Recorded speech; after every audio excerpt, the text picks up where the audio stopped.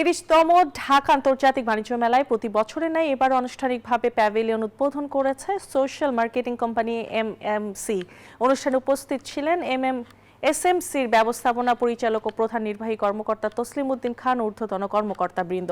এ সময় তসলিম উদ্দিন খান বলেন, পরিবার পরিকল্পনা, পুষ্টি, মা ও শিশু স্বাস্থ্য সহ বিভিন্ন ক্ষেত্রে এসএমসি জনসাধারণের জন্য মানসম্মত সেবা নিশ্চিত করে আসছে। এবারের মেলায় এসএমসির প্যাভিলিয়নে অন্যতম আকর্ষণ হলো ব্রেস্ট ফিডিং কর্নার, যেখানে মায়েরা নিরাপদে শিশুদের মাতৃদুগ্ধ পান করাতে পারবেন। এছাড়াও প্যাভিলিয়নে পাওয়া যাবে এসএমসির সকল পণ্য। বাংলাদেশের শিশু স্বাস্থ্য, মাতৃস্বাস্থ্য এবং গর্ভবতী মায়েদের এবং অন্যান্য জনগণের স্বাস্থ্য উন্নয়নে সোশ্যাল মার্কেটিং কোম্পানি একটা ব্যাপক ভূমিকা রাখছে। সাধারণ যে মানুষের পারসেপশন, সেখানে যে এটা আমরা শুধু ওর স্যালাইন বিক্রি করি আর জন্ম নিয়ন্ত্রণ সামগ্রী বিক্রি করি, এর বাইরেও যে আমাদের আরও অনেক পণ্য সামগ্রী আছে, সেটা সাধারণ মানুষের মধ্যে একটা সচেতনতা তৈরি করা